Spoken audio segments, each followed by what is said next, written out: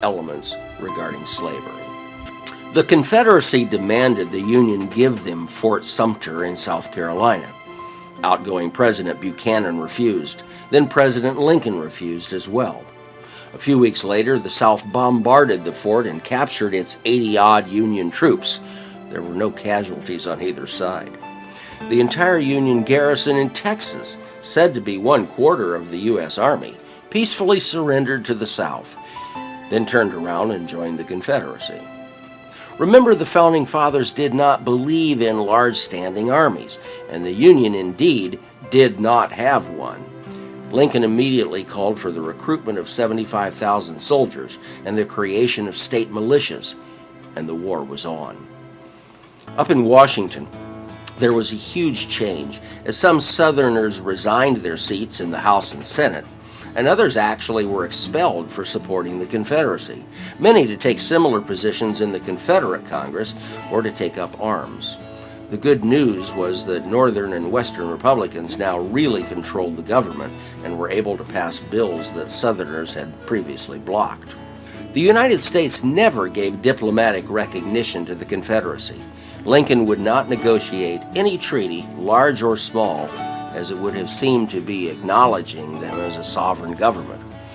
Officially, the Civil War is called the War of the Rebellion.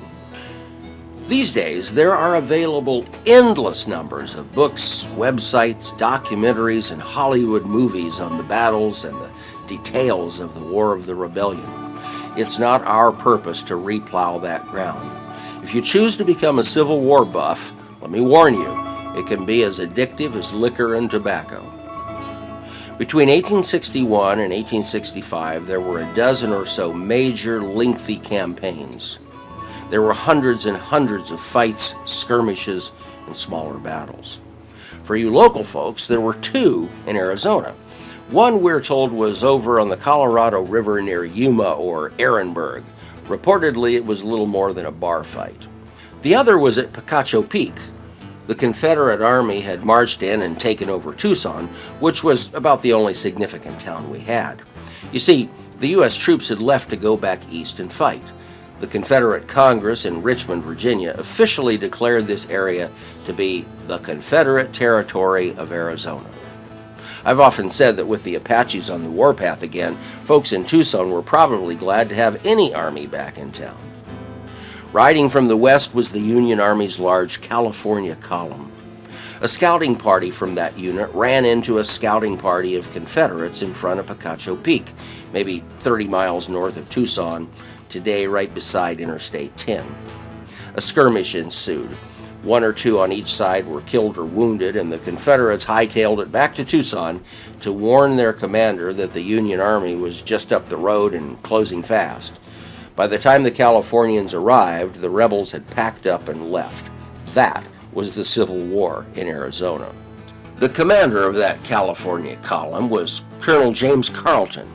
When he arrived in Tucson, he, without any authority, declared this to be the U.S. territory of Arizona. Neither Carleton nor anyone else had any idea of what the boundaries of the territory were supposed to be.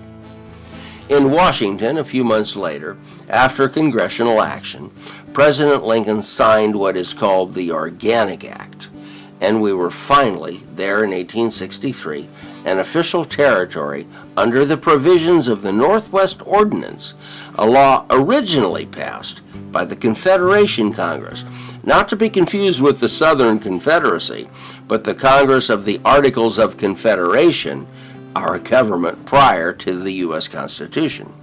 President Lincoln was required to appoint our first territorial officers, a governor, a secretary, etc., and 3 judges. The first governor was John N. Goodwin, who was originally appointed a judge. But when the actual first governor, John Gurley, died before taking office, Goodwin was moved up. But the more significant of the original territorial officers was a man named William T. Howell, appointed as one of the 3 court justices. Howell was from Michigan, where he earlier served as a district attorney, then was an elected state senator, and years later a state representative, and was also a court commissioner and a probate judge and a prosecuting attorney. And he argued cases before the United States Supreme Court. So what did this very talented man do that was so special for Arizona? Well, it would take the new territory several months to organize and elect a legislature. But when that was accomplished, there would not yet be any laws on the books. They'd have to start from scratch. So before there was even a territorial legislature, William Howe, by himself, sat down and started writing a set of territorial statutes. He worked on it for many months, covering virtually every subject that Arizona would need. It was our starting point, 400 pages to guide us. Before the first territorial legislature met, Howe's wife, back in Michigan, became ill, and he returned to be with her. He never returned to Arizona. When the first elected territorial legislature met in Prescott in 1864, the very first action they took was to approve and adopt the Howe Code as Arizona's very first set of laws. Meanwhile, the Civil War was still raging. There are place names famous for battles in the conflict: Bull Run, Antietam, Shenandoah Valley, Chancellorsville, and on and on. As noted, we are not going to detail them here. But there are famous people: Robert E. Lee and Ulysses S. Grant, Stonewall Jackson, and others. We want to put this whole chapter of American history in perspective with a few stories and the words of some significant players. Be aware, at least early on in the war, the Union forces lost most of their battles. Northern citizens were shocked and dismayed, angry, casualties mounted, a military draft was implemented. And today, in 21st century America, I can't help but look back and wonder, regardless of the cause, how would that somewhat homely fellow named Lincoln, with an army that did not hold its own most of the time, how would Lincoln have been treated by today's 24-hour-a-day, 7-day-a-week news cycle with cable TV channels that have to be saying something every single minute? It's an ugly thought. One of Lincoln's big problems was that the South, at least early on, had better generals.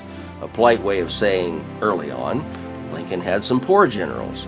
It drove him nuts. Case in point, Lincoln had a general named George McClellan. He was a very handsome fellow, and he commanded a large army.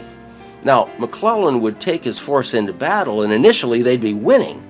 When the Confederates might retreat a bit, McClellan would stop fighting, pull his troops back. Not only that, but he would hold back a lot of additional reinforcements who he never committed to the battle. The Confederates escaped to fight another day. Lincoln wanted him to press the fight and destroy the Southern Army once and for all. McClellan also had a bad habit. No matter how many soldiers he had under his command, he constantly requested even more troops so that he might be ready for that big victory down the road. McClellan's other problem was his arrogance. When the general was briefly back in Washington, D.C., the president wanted to talk to him about his approach to war. Rather than calling McClellan to the White House, Lincoln and his Secretary of War went to the general's house. A servant showed the president to the sitting room to wait for McClellan to come down. They sat there for an hour or more. No McClellan. This is the President of the United States sitting in your living room waiting to talk to you. Finally, the servant appeared and said, "I'm sorry, but the general has gone to bed for the evening."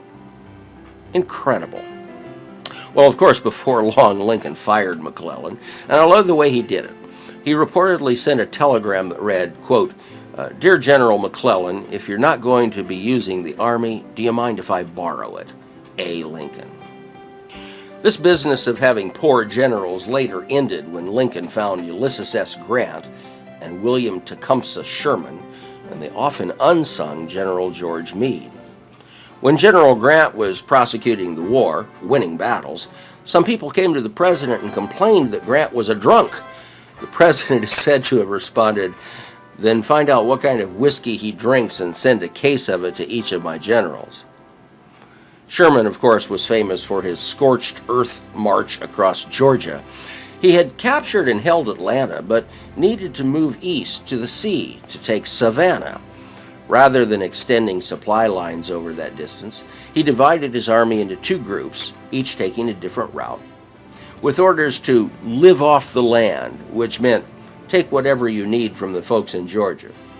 Oh, and implied in that order was the other part, burn the place down as you pass through. This last part had no real tactical importance. Strategically, however, it demonstrated to the South the futility of continuing the fight. A bit like Hiroshima and Nagasaki, perhaps.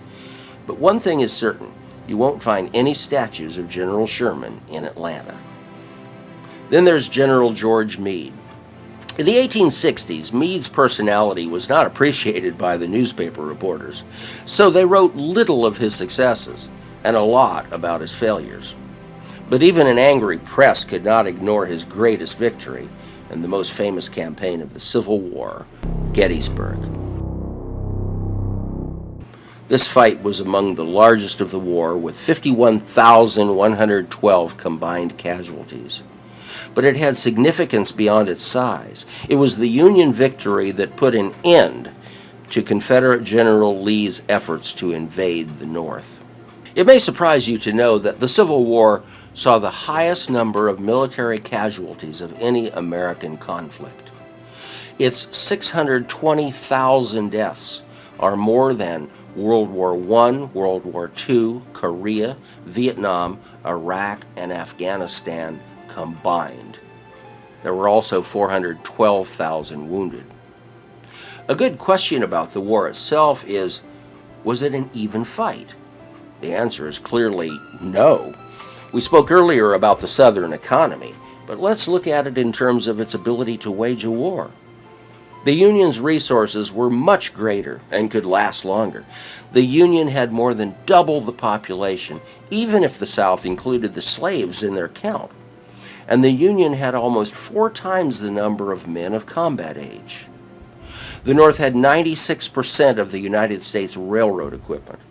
The North had the shipbuilding industry, a large merchant marine, and naval resources. The U.S. government raised taxes on goods and services. Its treasury issued paper money backed by government credit, which it did have.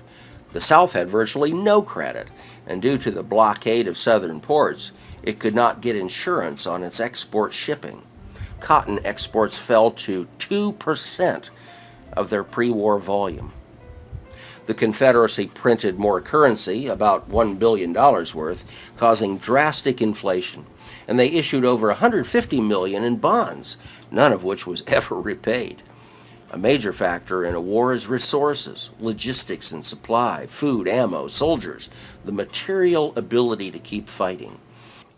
The average Southern soldier likely didn't even know the disadvantages he was operating under. But the Confederate leadership had to know, and we can't resist asking the question, what were you thinking? Here's what they were thinking.